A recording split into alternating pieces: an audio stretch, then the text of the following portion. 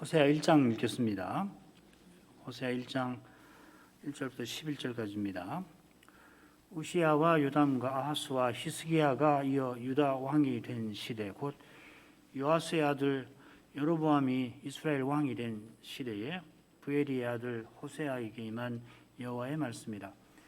여호와께서 비로소 호세아로 말씀하시니라.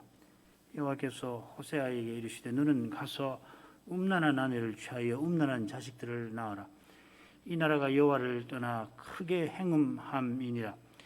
이에 저가 가서 디블라임의 딸 고멜을 취하였더니 저가 잉태하여 아들을 낳으매 여호와께서 호세아에게 이르시되 그 이름을 이스루엘이라 하라. 조금 후에 내가 이스루엘의 피를 예후의 집에 갚으며 이스라엘 족속의 나라를 폐할 것임이니라. 그날에 내가 이스라엘 골짜기에서 이스라엘의 활을 꺾으리라 하시니라. 고멜이 또 잉태하여 딸을 낳으매 여호와께서 호세아에게 이르시되 그 이름을 루하마라 하라.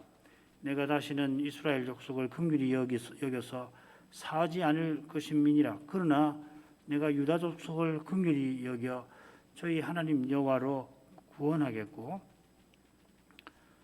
활과 칼이나 전쟁이나 말과 마병으로 구원하지 아니하리라 하시니라. 고멜이 루하마를 젖된 후에 또 잉태하여 아들을 낳으매 여호와께서 이르시되 그 이름을 로암미라 하라. 너희는 내 백성이 아니요 나는 너희 하나님이 되지 아니할 것임이니라.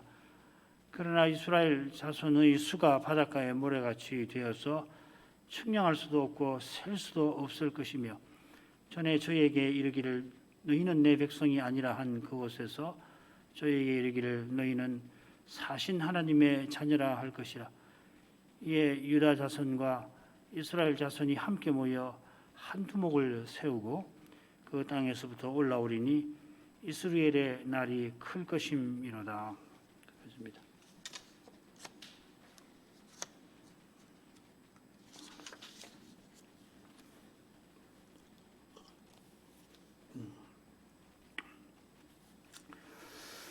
우리가 대체로 주일 오전에는 신약 성경에서, 주일 오후에는 우리 헌양이 채택한 우리 문답 신앙 고백서에서, 그리고 수요일에는 구약 성경에서 그리스도를 전하고 받았습니다. 사도가 전한 대로 그리스도를 전하고 받는 것이 단연 교회의 표지고 또 그리스도의 몸답게 서나가는 데 꼭 필요한 은혜 받는 으뜸 방도라 그런 겁니다. 신약 성경을 살필 때는 복음서 또 바울서신 그 밖에 나머지 신약 성경의 순서로 구약 성경은 모세오경, 선지서, 지혜서 순서로 살폈는데 긴 성경책의 경우는 가급적 1년 정도에서 살필 수 있을 만큼 살폈습니다. 이번에는 선지서를 배울 차례인데 소선지서를 1년 남짓 배울 수 있을 만큼 같이 살피려고 합니다. 이 소선지서는 호세아부터 해가지고서 이 말라기까지 12권의 작은 선지서를 가리킵니다. 호세아, 요엘, 아모스, 그리고 오바댜, 요나, 미가, 나훔, 하박국, 스바냐, 학개, 스가랴, 말라키 이렇게 12권이죠. 이 소선지서라고 하는 표현은 교부 어거스틴이 처음 쓴 것으로 알려져 있습니다. 이 12권의 선지서를 한 두루마리에 기록한 사본이 있는 것을 보면 성경 구약 전체를 두루마리 하나에 다 쓰는 건 불가능하죠. 이사야서 같은 경우 크게 한 두루마리에 쓰기도 하는데 12권을 한 두루마리 양피지 한 두루마리에 선 사본이 있는 걸 보면은 오래전부터 이 12권을 하나로 여겼다는 것을 짐작해 볼 수 있습니다.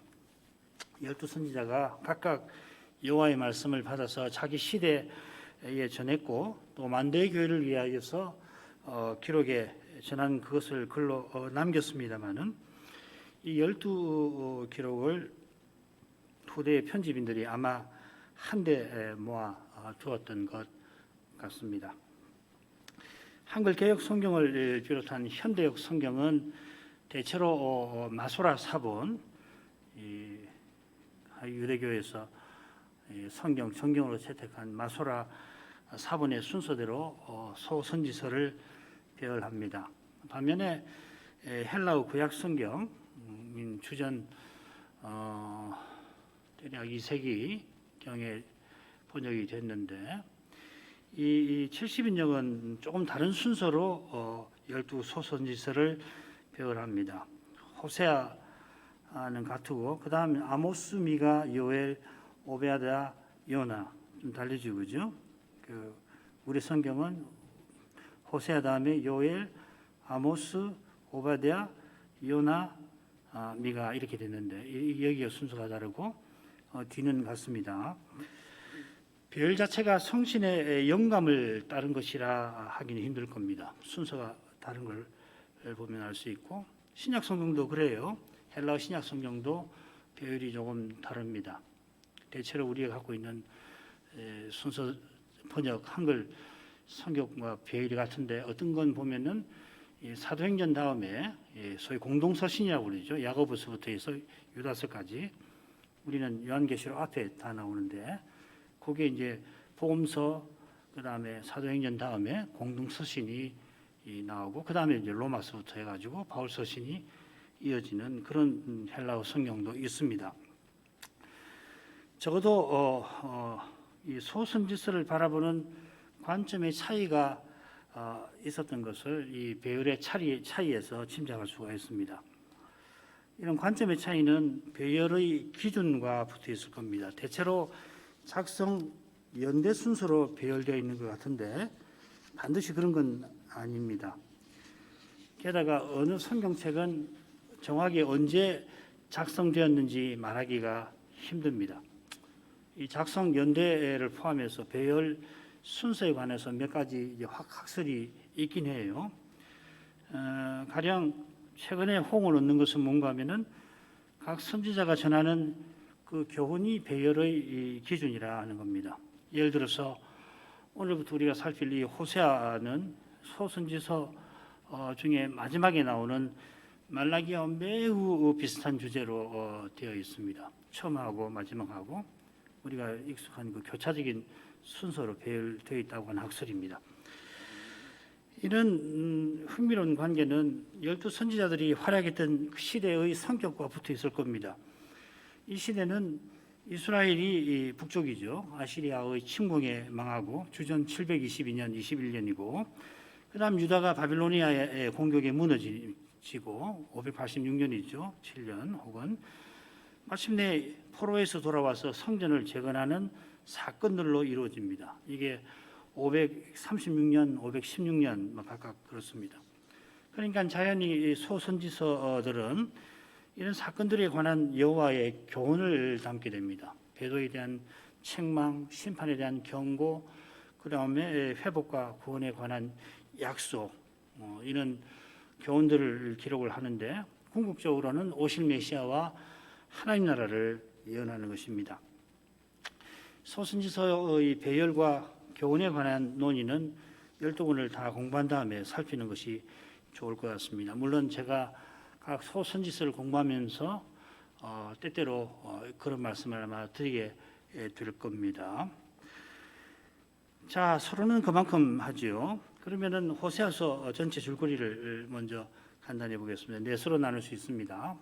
1장부터 3장까지가 머릿말인데 이스라엘의 배도, 그 다음에 미래의 소망에 관한 내용이 담겨 있습니다. 이 서론 같은 거고요. 본론은 크게 4장부터 10장까지인데 둘로 나눌 수 있습니다. 4장부터 7절까지는 이스라엘의 죄악에 관한 내용이 주로 기록이 되어 있고 8장부터 10장까지는 죄악을 범한 이스라엘에 대한 심판이 주로 언급이 되었습니다. 그리고 11장부터 14장은 맺은말인데 머릿말과 비슷하게 이스라엘의 배교에 관한 것 그리고 미래의 소망에 관한 내용이 언급이 되어 있습니다.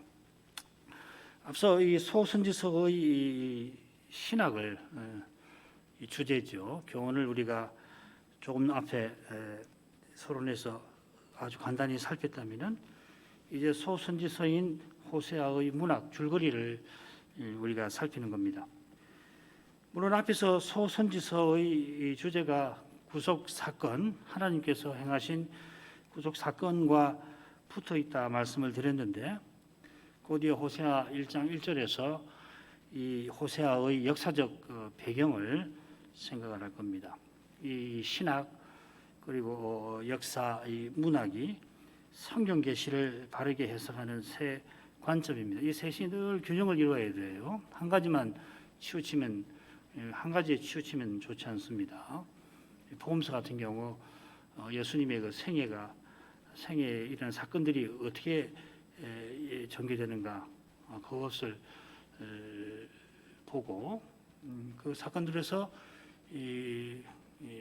교훈하는 바가 뭔가 우리의 구원에 관해서 교훈하는 주제가 뭔가 살피고 그런데 이제 복음서 저자마다 그리스도의 생애를 기록하지만은 독특하게 하잖아요.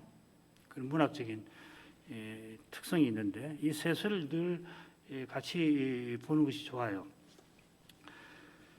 하나님께서 인생을 구원하실 뜻을 이게 신학이라고 할 수 있는데 인류 역사 가운데서 거룩한 사건들을 통하여 역사에서 이루셨죠. 이 역사 사건들을 성경 저자들이 기록할 때에 그 깨달은 뜻을 잘 드러내려고 심오한 줄거리에 담아냈습니다. 줄거리만 아니라 심지어는 표현 하나까지라도 성신께서 가르치신 말이라 고린도서 2장 13절에 표현했지요. 하나님께서 그리스도 안에서 행하신 일, 곧 하나님 안에 품고 계신 그 비밀을 성신께서 사도들에게 알게 하셨는데 사도들이 말 한마디도 성신의 영감을 받아서 기록을 했습니다. 성신의 영감을 받았다 해서 세상에 없는 말을 쓴 게 아니지요. 물론 사도가 없는 말을 가끔 아주 드물게 만들기도 하지만은 예외적이고 많이는 평범한 사람들이 일상에서 쓰는 말이 많습니다. 물론 학문적인 용어들도 물론 있지만은 그처럼 선지자가 성신께서 주신 말씀을 전할 때에 이 구전이 입에서 입으로 전하는 이 구전이 일상인 현실에서 적절한 표현법과 줄거리를 쓴 줄로 압니다. 그래서 들었을 때 딱 이해가 되기 쉽도록 그런 줄거리를 썼을 것입니다. 줄거리에 담긴 주제는 북쪽 이스라엘이 이미 배도에 깊이 빠져들어서 곧 아시리아에 패망할 것이지만은 여호와께서 기이한 사랑으로 그들을 돌이키게 하신다 하는 겁니다. 그 사랑이 얼마나 기이한지 호세아 14장 마지막에서 엿볼 수가 있습니다. 8, 9절 에브라임의 말이 내가 다시 우상과 무슨 상관이 있으리요 할지라 내가 저를 돌아보아 대답하기를 나는 푸른 잣나무 같으니 네가 나로 말미암아 열매를 얻으리라 하리라. 누가 지혜가 있어 이런 일을 깨달으며 누가 총명이 있어 이런 일을 알겠느냐. 우상에 빠져있던 행음이라는 말이 그것이거든요. 빠져있던 에브라임이 장차는 우상을 다 버릴 것입니다. 참 놀라운 일인데 그런데 우상을 섬겨서 열매 맺지 못하던 그들이 열매를 얻는데 여호와로 말미암아 얻는다 하였습니다. 이건 정말 놀라운 말씀이죠. 그래서 누가 지혜가 있어서 이런 일을 깨닫겠느냐 하시는 겁니다. 그 지혜는 호세아 1장 그리고 3장 끝에서 전하는 그 교훈을 깨달을 때 얻을 것입니다.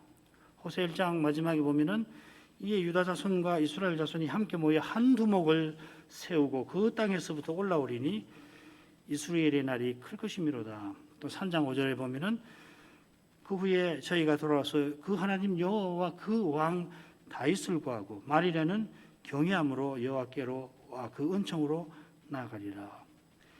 여호와께서 세우시는 한 두목, 곧 그 왕 다윗이신 이 그리스도를 깨닫는 사람은 나는 푸른 잣나무 같으니 네가 나로 말미암아 열매를 얻으리라 이 신비를 맛볼 것입니다.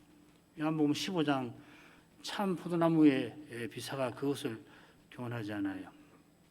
에베소서에서는 그걸 훨씬 신학적인 표현으로 그리스도께서 자기 안에서 하나의 새로운 사람을 만드신다.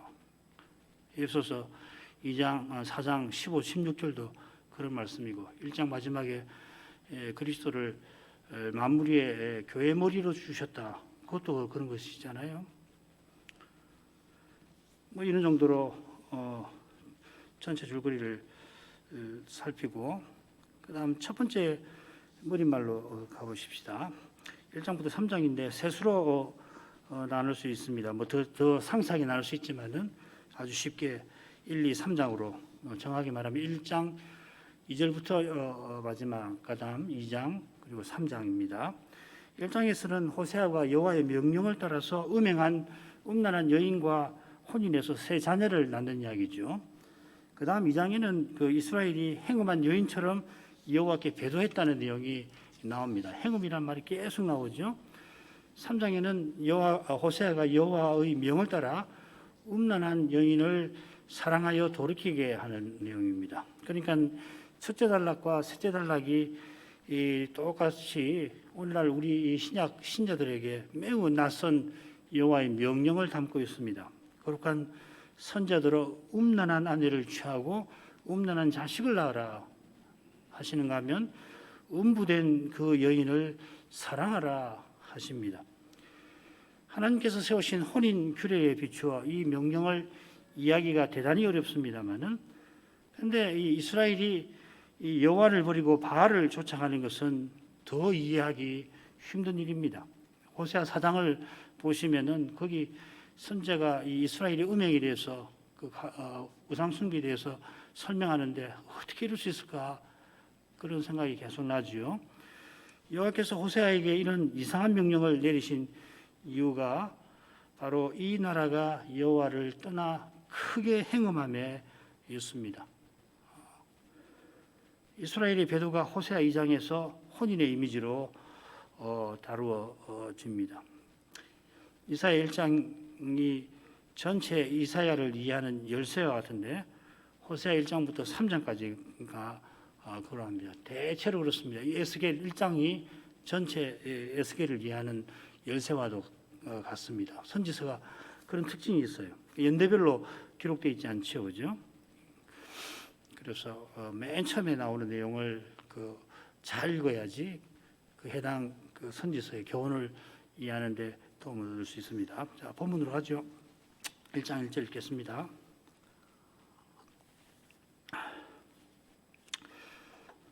우시야와 요담과 아하스와 히스기야가 이어 유다 왕이 된 시대 곧 요아스의 아들 여로보암이 이스라엘 왕이 된 시대에 부엘리의 아들 호세아에게 임한 여호와의 말씀이라. 호세아서 첫 낱말이 뭔가 하면 여호와의 말씀입니다. 이것이 이 책의 제목과도 같습니다. 여호와의 말씀이 호세아에게 임하였습니다. 이것은 여호와께서 친히 말씀하시고 또 말씀하신 대로 친히 이루심을 가리킵니다. 하나님께서 친히 언약을 맺으시고 그 언약을 친히 이루시는데 심지어 자기 백성이 그 언약을 허물었는데 대신 이루십니다. 대신 이루시는 이것이 바로 먼저 말씀하시는 사실, 먼저 언약을 주도적으로 세우시는 사실과 아울러서 그리스도를 가리키는 거죠. 하나님께서 친히 말씀하실 수 있는데 옛적에 선자로 말씀하셨습니다. 이것은 장차 모세와 같은 선지자로 최종적으로 말씀하시기 위함입니다. 그처럼 모세와 같은 선자로 오시는 그분이 실은 말씀이신 하나님, 말씀 하나님이십니다. 히브리서의 저자는 하나님의 영광의 광채, 그의 하나님의 본체의 형상이라 전합니다. 성자 하나님만큼 하나님과 그 뜻을 잘 전할 리가 없습니다. 말씀이 육신이 되실 그리스도의 영께서 호세아에게 오실 메시아를 알게 하신 것입니다. 호세아가 부엘이의 아들인데 이 부엘이가 호세아의 아버지라는 사실 외에 성경은 달리 그에 관해서 말하지 않습니다. 이어 여호와의 말씀이 호세아에게 임한 시대가 언급되는데 왕들의 시대지요. 먼저 유다 왕들이 언급된 왕들은 선지자 이사야가 활약하던 그때 유다를 다스린 왕들입니다. 똑같이 오죠. 유다 왕들이 먼저 언급된 점에 주목할 필요가 있습니다. 왜 그러냐면은 호세아가 많이는 북쪽 이스라엘을 향하여 말씀을 전한 사실이 있는데 그것에 비추면은 주목해 볼 만하죠. 그에 보면은 이 호세아서에 북쪽 이스라엘을 가리키는 낱말이 유다를 가리키는 낱말보다 훨씬 많이 나옵니다. 호세아가 북쪽 이스라엘에 전한 말씀은 무엇보다도 그들이 돌이켜 여호와와 그 왕 다윗, 창건자인 여로보암이 아니라 그 왕 다윗을 구하게 되는 거기에 있습니다. 그처럼 아브라함도 선지자입니다만은 사무엘 때로부터 옴으로 말한 모든 선지자라는 표현이 있듯이 하나님께서 왕을 세우신 때로부터 특별히 이 선지자들을 보내어서 왕들과 백성들의 언약을 지키게 하고 특별히 이 다윗의 후손인 메시아와 그의 나라에 관하여서 전하게 하셨습니다. 그래서 이 선지자 제도가 왕정 이후와 왕정과 관련되어 있다 이렇게 이해하시면 됩니다. 호세아가 활약하던 시대는 단연 이스라엘 왕 여로보암 때입니다. 이 여로보암은 솔로몬이 죽은 후에 북쪽 나라를 세운 건국한 왕과 이름이 같이요. 그래서 이 여로보암은 2세라고 그러죠. 그죠? 여로보암 2세. 이 여로보암 2세의 치세는 대략 주전 793년부터 753년, 41년 됩니다. 그는 이 예후 왕조, 오늘 예후가 나왔죠. 예후 왕조의 네 번째 왕이 됩니다. 예후가 첫 번째 주 당연히 요하스, 여로보암, 그리고 스가랴 이 다섯 왕이 이 왕조에 속하는데 이 왕조가 모두 95년을 지속합니다. 그 중에 이제 여로보암 2세가 가장 오래 왕위에 있었고 사실 여로보암 2세는 북쪽 이스라엘 모든 왕 19명의 왕 중에서도 가장 오래 왕위에 있었습니다. 대략 210년 동안 9개 왕조에 19명의 왕이 나왔고 모두 210년 정도 평균하면 대략 한 10년 좀 남짓 왕위에 오른 것이죠. 왕위에 있었던 거죠. 왕들이. 그가 가장 오래 왕위에 있었을 뿐만 아니라 요나 선지자의 예언대로 북쪽 이스라엘이 빼앗긴 땅들을 많이 회복을 합니다. 그 판도가 솔로몬 시대에 맞먹을 만큼 창업자 여로보암부터 자기 아버지 요하스까지 5번이나 왕조가 바뀔 정도로 북쪽 이스라엘은 그 건국 이후로 내정이 무척 불안했고 외침도 잦았습니다. 그러다가 이 여로보암 2세 때에 백성이 모처럼 자유를 얻었고 안정을 찾을 만하게 된 것입니다. 그러나 하나님께로 돌이키는 것이 아니라 하나님께 철저한 심판을 받을 짓을 하게 됩니다. 여로보암이 죽고 불과 30년 후에 북쪽은 아시리아에게 멸망하는데 이 30년 동안 한 세대 동안에 무려 6명이 왕위에 오르고 왕조가 4번이나 바뀌게 되는 것입니다. 이런 현실에서 배도하는 백성을 향하여 호세아가 하나님의 말씀을 전한 것입니다. 얼마나 어려운 현실이었는가를 염두에 둘 만합니다. 자, 그런데 여로보암 2세의 시대의 유다 왕은 엄밀하게 말하면 요아스, 아마시아, 특별히 우시아입니다. 우시아가 971년부터 791년부터 740년이니까 비슷하죠, 그죠? 이 여로보암 2세하고 시사가 비슷한데 요담, 아하스, 히스기야는 여로보암의 치서와 겹치질 않아요. 전혀 다르죠, 그죠? 이유니까. 호세아가 북쪽에서 여로보암 이후에 왕위에 오른 모든 왕, 스가랴로부터 해가지고 멸망할 때 그 호세아까지, 이 배가 호세아까지 그 치세에도 북쪽에서도 말씀을 전했을 텐데 이 여섯 왕은 언급하지를 않습니다. 호세아 8장 4절에 보면 그들이 이 북쪽 이스라엘이 왕들을 세웠으나 내게서 말미암지 아니하였다 하는 말씀처럼 이 왕들과 여로보암의 아들 스가랴의 정통성을 전혀 인정하지 않았던 것 같습니다. 조금 후에 이스라엘의 피를 예후의 집에 갚으며 이스라엘 나라, 족속의 나라를 폐할 것임이니라 한 경고와도 붙어 있을 것입니다.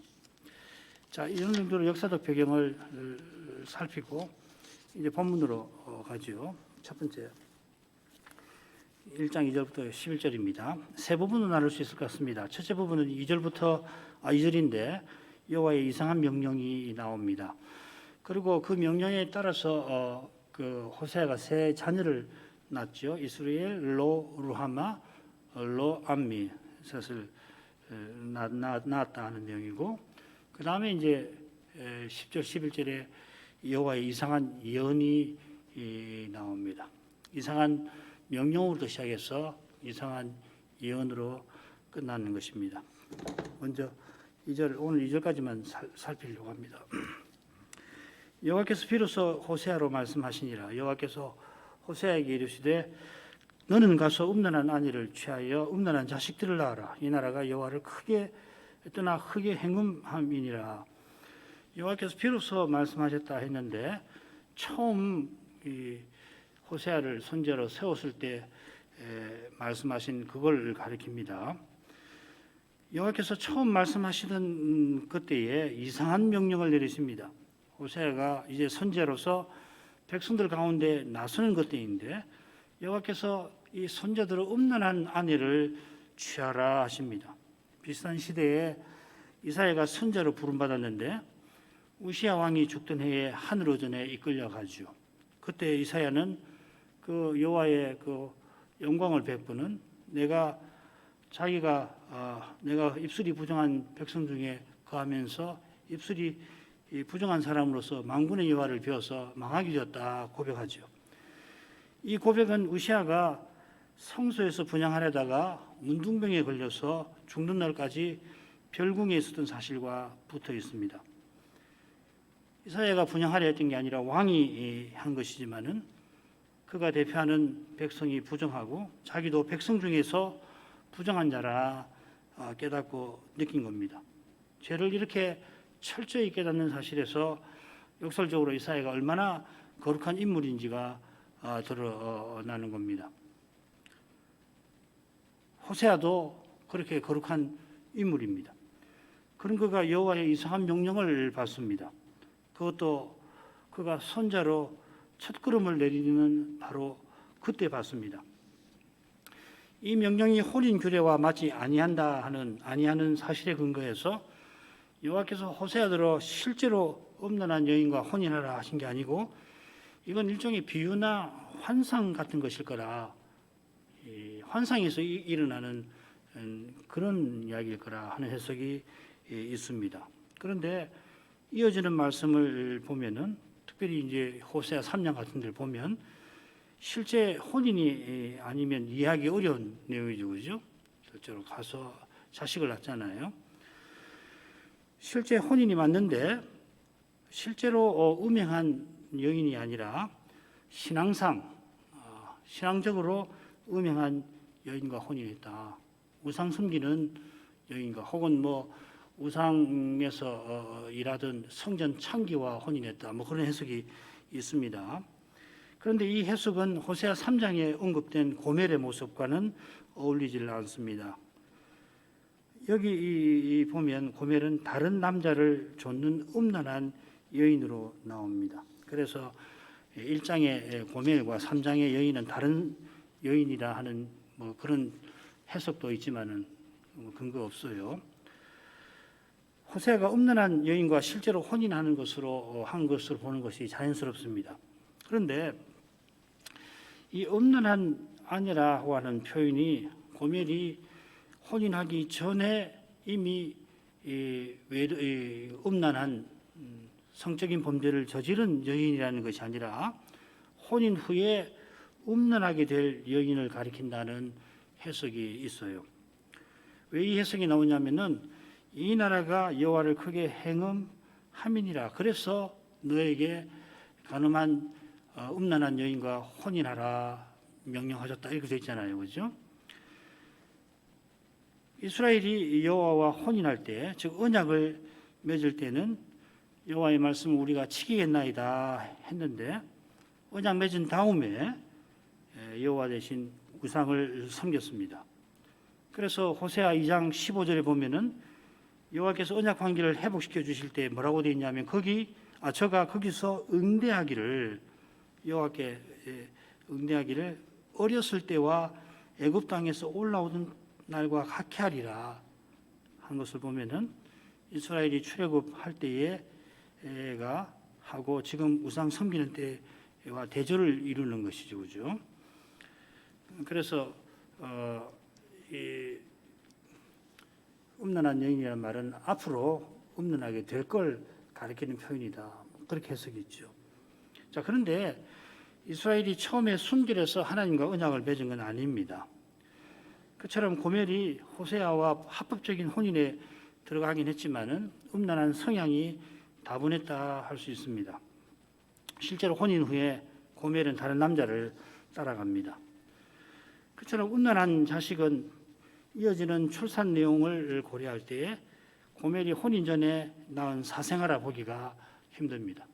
어떤 사람들은 사생아다 하는데 그건 보면은 혼인 후에 낳은 이야기죠. 혼인 전에 낳은 이야기 아니잖아요. 여러 가지 별의별 해석이 다 있습니다만은 대충 이렇게 이해하면 좋습니다. 자, 이 해석이 맞는다고 해도 그러니까 음란한 성향이 있고 아직은 음란한 짓을 행하지 아니한 여인이라는 뜻으로 보는 거죠. 그 해석을 받아들이더라도 여호와의 명령이 호세아를 실로 고통스럽게 했을 겁니다. 그런 아내를 사랑하는 것이 고통스럽고 그런 고통 중에서 자기 백성이 여호와를 떠나 우상 섬기는 현실에 괴로워해야 했습니다. 게다가 음란한 자식을 낳으라 하셨는데 이는 고멜이 혼인 후에 외도하여 자식을 낳은 것을 가리킬 수도 있고 그렇지 않다면은 낳은 자식이 그 어미처럼 음란한 성향을 가진 사람을 가리킬 겁니다. 둘 중에 하나일 겁니다. 어떤 경우로든지 이 호세아를 슬프게 했을 겁니다.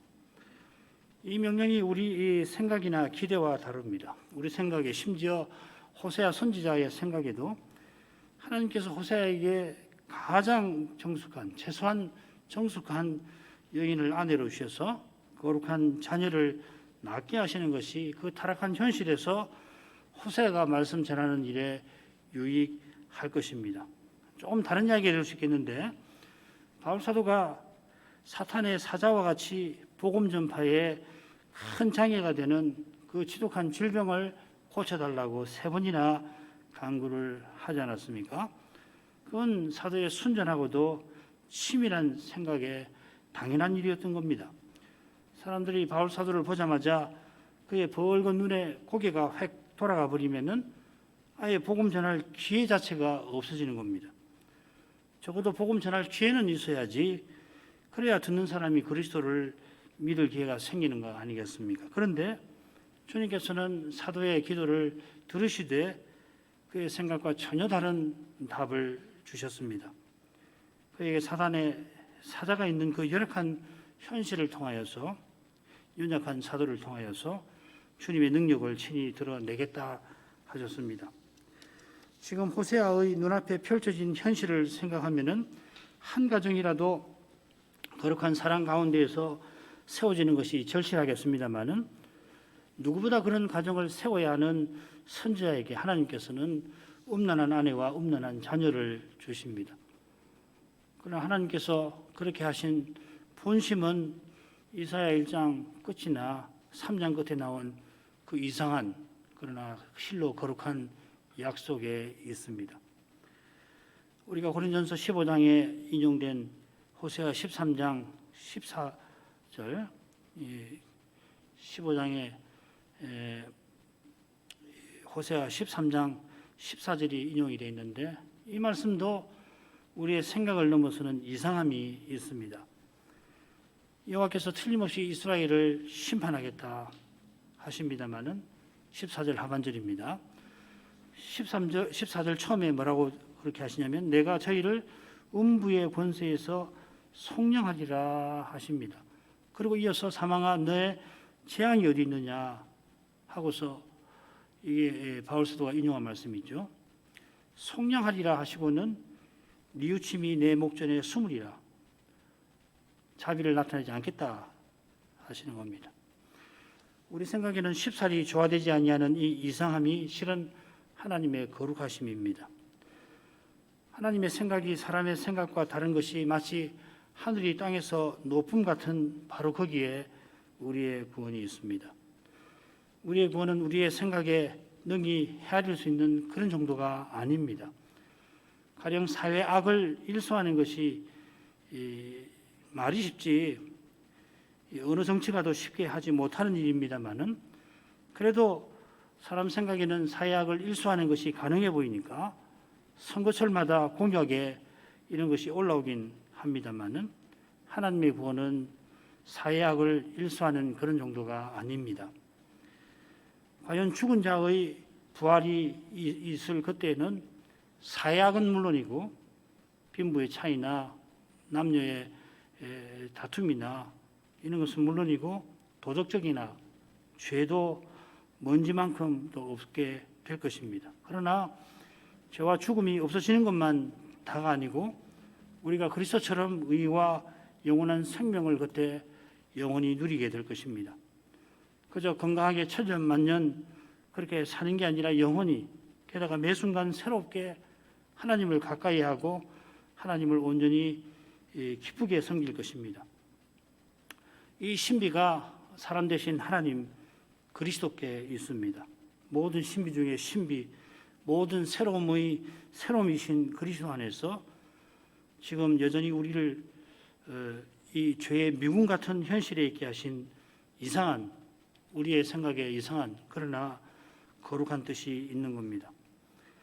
간절히 말씀을 듣지만은 여전히 말씀과 어긋나 보이는 현실에서 다만 말씀하신 주님을 바라보아야 합니다.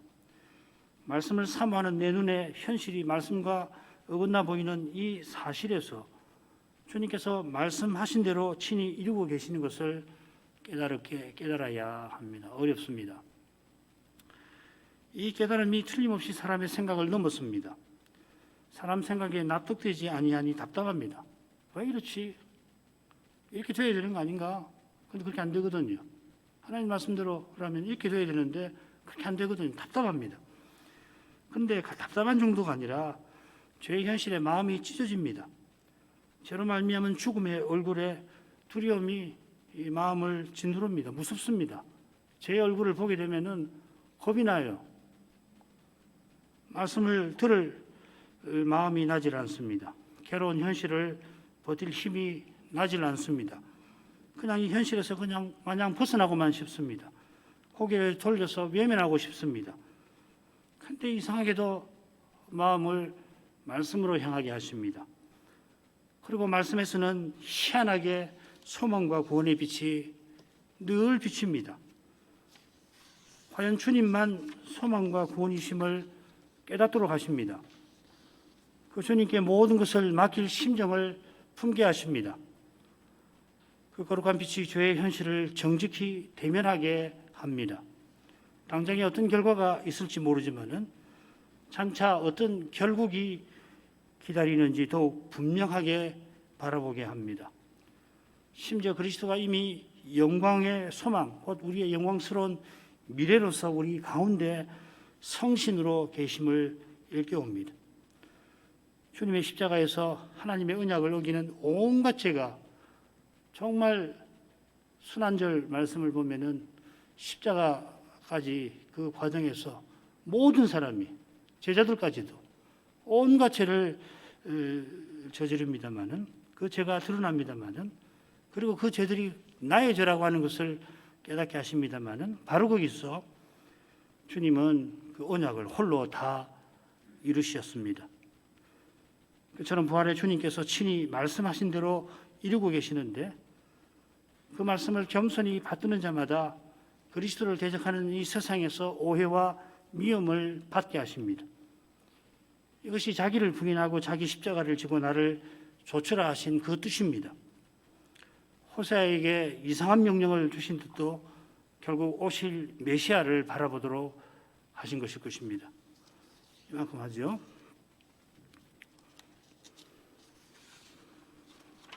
기도할 제목 읽겠습니다.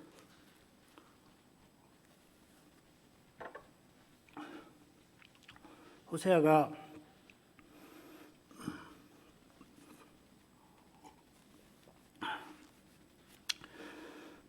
선지자로 부름받은 시대에 그가 주로 활동했던 북쪽 이스라엘은 그 나라가 망할 참이었습니다. 사람 눈에는 북쪽 나라가 건국 이래 가장 안팎으로 번성합니다마는 믿음의 눈에는 우상을 섬겨서 하나님께 크게 행음하고 하나님 법을 거슬러 온갖 악행이 언약 백성 가운데 벌어져 있습니다. 여호와께서 뉘우침이 내 목전에 수물이라 하실 만큼 이스라엘이 심판을 피할 수 없게 되었습니다. 과연 여로보암 2세가 죽고 한 세대 만에 아시리아가 북쪽 이스라엘을 멸망시킬 것입니다. 여호와께서 호세아를 불러 우상 섬기며 하나님을 저버린 이스라엘의 신앙적 음행을 책망하게 하십니다. 그런데 그를 선자로 세우시는 그때에 여호와께서 그에게 이상한 명령을 내리십니다. 그가 음란한 아내를 취하고 음란한 자식을 낳으라 하십니다. 이것은 그가 전할 말씀과 너무도 어울리질 않습니다.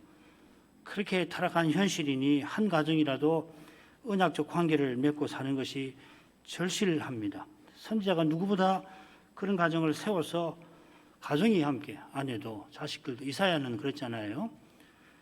이사야는 자식들이 선자를 지지하고 그래서 표중이 되고 그러지 않았습니까? 그런데 반대로 호세아의 경우는 가정이 함께 하나님께 행음하고 서로 간에 신실하지 못한 현실에서 거룩한 빛을 비춰야 하는데 그러지 않았습니다. 이것이 그저 사람 생각만 아니라 계시받아 전하는 선자의 생각에도 합당한 사실이었을 겁니다. 그런데 호세아가 말씀 전하는 일에 장애될 만한 그런 명령을 하나님이 내리십니다. 하나님이 이런 명령을 내리신 것은 자기 백성이 여호와께 심히 행음한 사실 때문입니다. 그런 그들을 선자를 통하여 책망하시고 친히 심판하셔야 합니다. 그러나 그게 전부는 아닙니다. 여호와께서 호세아에게 이상한 명령을 내리신 것 이상으로 이상한 예언을 또한 베푸십니다. 그들이 장차 여호와께 돌아오게 하실 겁니다. 지금 하나님을 떠나서 전혀 열매 맺지 못하는 그들이 장차 여호와로 말미암아 열매를 얻게 하실 것입니다. 이것이 장차 여호와께서 여호와의 종으로 오셔서 친히 이루실 그 일입니다. 그 일이 무엇인지 우리가 사도를 통하여 들어서 압니다. 주님께서 이날에도 그 일이 우리 가운데에서 이루어지게 하십니다. 그러나 이것은 오직 성신의 조명, 거룩한 조명을 통해서만 깨닫습니다. 그 깨달음은 실로 우리 눈에 이상한 방식으로, 거룩한 신비의 방식으로 얻는 것입니다. 호세가 이런 신비를 이미 맛본 겁니다. 그리스도를 좇는 길은 자기를 부인하고 그래서 사람의 생각을 끊임없이 접고 또 접어버리고 자기 십자가를 지고서야 그 길을 걷습니다. 사람의 생각에 납득되지 아니하는 일과 현실이 그 길에서 기다리고 있습니다. 하나님께서는 어떻게 말씀을 쫓아 생각했다고 한 그것을 그때마다 접어버리게 만드시는지 때때로 그런 생각이 들 때가 있잖아요. 이렇게 되어야 되지 않을까 싶은데 그렇게 되지 않게 하시잖아요. 그럴 때마다 말씀하신 주님을 바라보아야 합니다. 주님의 말씀과 어긋나는 현실에서 말씀을 친히 이루시는 그 주님을 의지해야 합니다. 이런 믿음을 달라고 구하는 것 자체가 쉽지가 않습니다. 그런데 주님께서 구하라 하십니다. 그런 믿음으로 살아야 할 것 아니냐 하십니다. 구하게 하시는 주님께서 틀림없이 들으실 것입니다. 괴롭지만은 그러나 놀랍게도 우리가 생각하는 게 넘치는 방식으로 궁극적으로는 우리를 기쁘게 만드시지만은 당장에는 납득하기 어려운 방식으로 그리 하십니다. 이 시간에 이런 믿음을 우리가 구하도록 하십시다. 기도하겠습니다. 자비로우신 아버지, 이 밤에 저희가 호세아 선지자가 전한 말씀을 함께 살피게 하십니다. 하나님의 모든 말씀이 인생의 생각을 넘어서기 때문에 늘 겸손히 성신의 감화를 구하게 하십니다. 특별히 구약의 말씀을 깨닫는 일에서 더욱 부족함을 저희가 느낍니다. 저희 속한 이 한국교회가 말씀을 깨닫는 일에 부족이 큰데다가 특별히 구약의 말씀을 잘 알지 못하는 형편이라 저희에게 똑같은 연약함이 있습니다. 그 연약함이 결국은 성신께서만 그리스도를 아시고 전하게 하시며 깨닫게 하시는 사실과 붙어 있습니다. 성신을 전심으로 의지하여 그리스도의 몸답게 서나가는 데서만 말씀을 비로소 제대로 깨닫게 됩니다. 호세아의 처음 말씀들에서 호세아 선지자가 그 시대에 어떠한 심령으로 말씀을 전하고 받았겠는지를 조금 헤아리게 하십니다.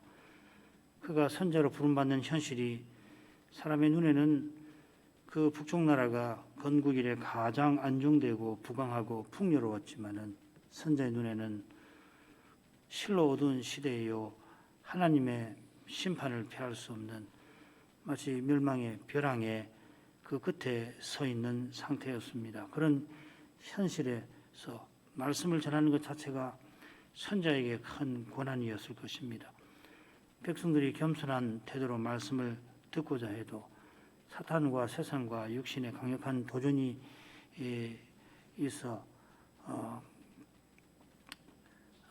쉽지가 않은데 언약 백성이 여호와를 버리고 음란하듯 우상을 섬기며 하나님 말씀을 짓밟으며 온갖 악행을 저지르고 있어서 언약의 나라가 세상 또 그런 악한 세상이 없을 만큼 열악한 현실인지라 책망하고 경고하는 그런 말씀을 전할 때 사람들이 귀를 막고 선지자를 조롱하고 멸시하기 쉬웠습니다. 그런데 하나님께서 호세아 들어 선지자로서 처음 말씀 받게 하시는 자리에서 실로 이상한 명령을 내리셨습니다. 그가 음란한 아내를 취하고 음란한 자식을 낳으라 하셨습니다.